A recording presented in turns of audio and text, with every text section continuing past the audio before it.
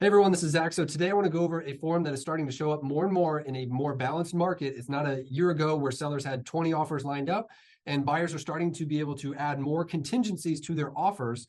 But however, as a seller, sometimes you don't want to be fully trapped with those contingencies. So the form that's starting to show up is the buyer's first right of refusal addendum. So this is a way that if a buyer submits an offer with a contingency, one of the most common ones is contingent upon the sale of the buyer selling another house in order to buy this home. Well, this right of refusal addendum gives the seller the option, if they get another offer to come through, that contingency could be removed. So this could level the playing field for a seller and allow them to look at other offers. Now, I'm going to go through this form. I'm not going to read every single line. I'm just going to cover the highlights. That way you're aware of this form. Like I always say, TAR probably has a form for that. So whatever situation you're in, TAR has a really good database of forms. So let's go over this one right now. Now, one of the first things I want to note is it does say in parentheses, and this confuses some people, seller's right to continue to market property.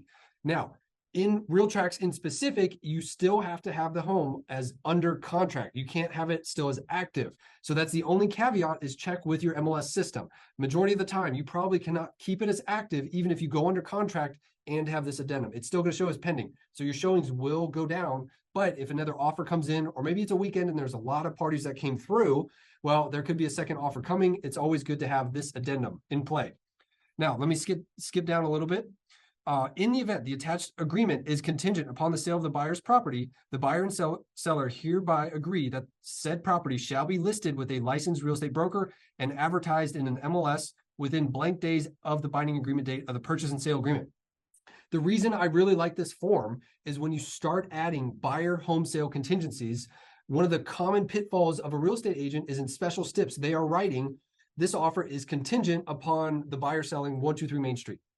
The problem with that, which is what we always teach with special steps, it needs to be if-then statements. That's the if part. They need to sell 123 Main Street, but what's the then part? If it doesn't, who can terminate? Who gets the earnest money? So using this form can help better protect you as a buyer's agent and even a listing agent. If you see a sloppy wording in special steps, counter and use this addendum instead. That way everybody's on the same page. So this paragraph basically is saying, hey, you have so many days to get your home listed for sale in the MLS, and you have to send me proof.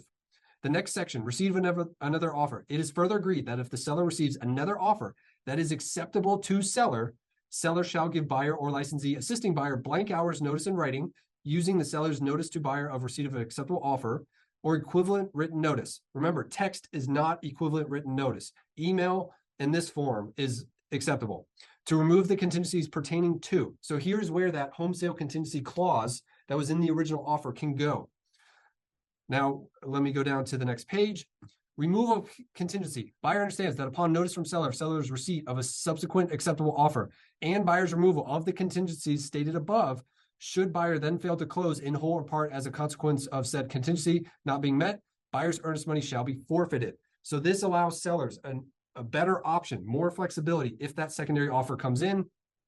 If buyer fails to remove the contingencies and they say, no, I really have to sell my house in order to buy this one, identified in section 4 above, or fails to respond within the blank hour period provided for herein, this agreement shall become null and void with earnest money returned to the buyer. Now, another part down here is check the following boxes that apply should buyer elect to remove contingency. So on top of this, hey, you can remove your contingency. Let's also check one of these options as well. So option A is basically saying, hey, the buyer will make an additional earnest money deposit. And this shall be non-refundable and shall be forfeited to seller as partial damages should buyer fail to close. Option B, buyer agrees to close within 30 days. Or B, close no later than the date specified in this agreement. And or option C, buyer removes any and all contingencies. So maybe a seller gets another offer, but the seller wants to be very strict and say, you know what, if I get another offer and I like it, you can have the option to move forward, but Mr. and Mrs. Buyer, you need to remove all contingencies, everything, financing, inspection, the home sale contingency, everything, and close. Or option D, maybe it's a little bit more middle ground. Buyer agrees to remove the contingencies in section 4 above only. All other contingencies and conditions remain. The reason I say this is still fair, maybe you have a home sale contingency and the buyers choose to remove that, but later down the road, maybe they actually don't qualify. And so their financing falls apart. Well, then they can get out and potentially get their earnest money back. So this one's a little bit more fair. C definitely favors the seller. It's saying, hey, you're removing everything.